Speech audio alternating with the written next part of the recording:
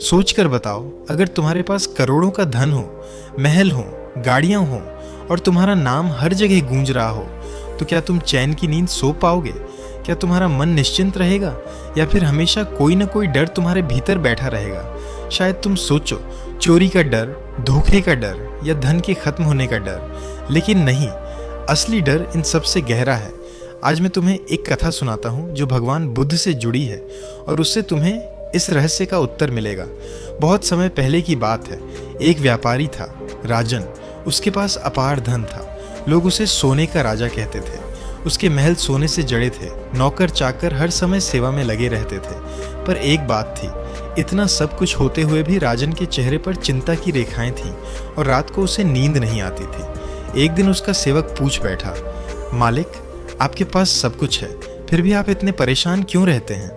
राजन बोला, हाँ, मेरे पास सब कुछ है, पर मुझे हमेशा एक डर सताता है कि ये सब कुछ एक दिन छिन जाएगा। यही सोचकर मेरी नींद उड़ जाती है। कुछ समय बाद नगर में भगवान बुद्ध पधारे। राजन उनके चरणों में पहुंचा और बोला, भगवान, मेरे पास सब कुछ है, लेकिन मुझे चैन नहीं है। कृपा कर बताइए क्यों? बुद्ध मुस्कुराए और शांत स्वर में बोले, सबे संखारा अनिच्छा, अर्थात इस संसार की सारी रचनाएं नश्वर हैं। फिर उन्होंने कहा, राजन, जो वस्तु तुम्हें अपनी लगती है उसी के खोने का भय तुम्हें सताता है। तुम्हारा डर धन का नहीं है, तुम्हारा डर खोने का है। जब तक तुम इस सत्य को नहीं समझोगे तब तक शांति तुम्हें नहीं मिलेगी। राजन ने विनम्रता से पूछा, भगवान, तो क्या मनुष्य कभी इस भय से मुक्त हो सकता है? बुद्ध ने उत्तर दिया, अत्थ दीपो भव, अपने दीपक स्वयं बनो। हाँ राजन, मुक्त हो सकता है जब मनुष्य यह समझ लेता है कि न शरीर सदा है, न धन, न शोहरत, सब क्षण भंगुर है। और जब वह इस सत्य को स्वीकार कर लेता है तब उसके मन का भय मिट जाता है। राजन की आंखों में आंसू आ गए।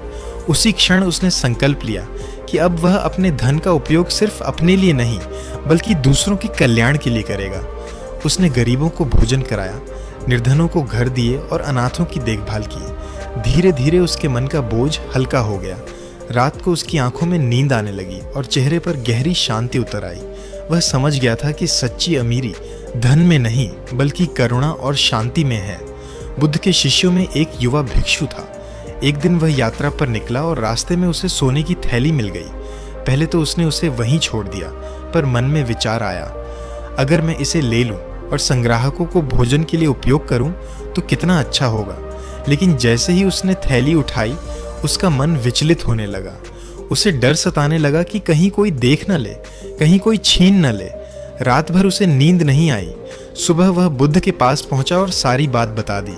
बुद्ध ने थैली को देखते हुए कहा, देखो, इस स्वर्ण को तुमने हाथ में पकड़ा है, लेकिन वास्तव में यह तुम्हारे मन को पकड़ चुका है। जब तक सोना जमीन पर पड़ा था तब तक वह केवल धातु था।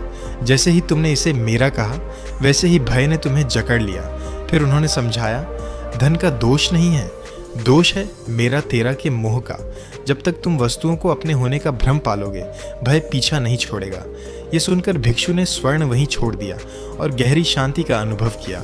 दोनों कथाएं हमें यही सिखाती हैं, भय हमेशा स्वामित्व से जन्म लेता है। जहाँ मेरा शब्द जुड़ता है वहाँ खोने का डर अपने आप आ जाता है। यही कारण है कि चाहे तुम्हारे पास लाखों करोड़ों क्यों ना हो, अगर तुम्हारा मन मोह और भय से बंधा है तो तुम्हें चैन की नींद कभी नहीं मिलेगी।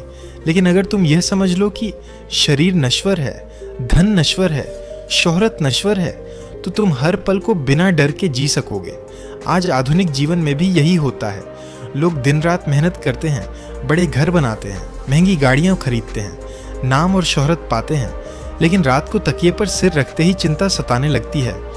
अगर नौकरी चली गई तो, अगर बिजनेस डूब गया तो, अगर बीमारी आ गई तो। यानी असली समस्या धन की कमी नहीं बल्कि मन की असुरक्षा है। इसलिए बुद्ध कहते थे, नत्थि संति परम सुखम, शांति से बढ़कर कोई सुख नहीं है। धन कमाना जरूरी है, पर उससे भी जरूरी है अपने मन को भय से मुक्त करना, क्योंकि जिसने भय पर विजय पा ली वही इस संसार का सबसे अमीर और सबसे सुखी मनुष्य है। तो मित्रों, अगली बार जब तुम चिंता में डूबो तो खुद से पूछो, क्या मैं उस चीज को सच में पकड़ सकता हूं जो नश्वर है? अगर उत्तर नहीं है तो छोड़ दो और देखो, तुम्हारे भीतर से भय धीरे धीरे मिट जाएगा। यही बुद्ध का मार्ग है, सरल, सीधा और मुक्त करने वाला। अगर आपको यह वीडियो पसंद आया हो तो नीचे कमेंट करके जरूर बताएं। ऐसी और भी प्रेरणादायक कहानियों के लिए हमारे चैनल MK बुद्धा स्टोरी को सब्सक्राइब करना न भूलें। आपका साथ हमें नई कहानियां लाने के लिए प्रेरित करता है। धन्यवाद।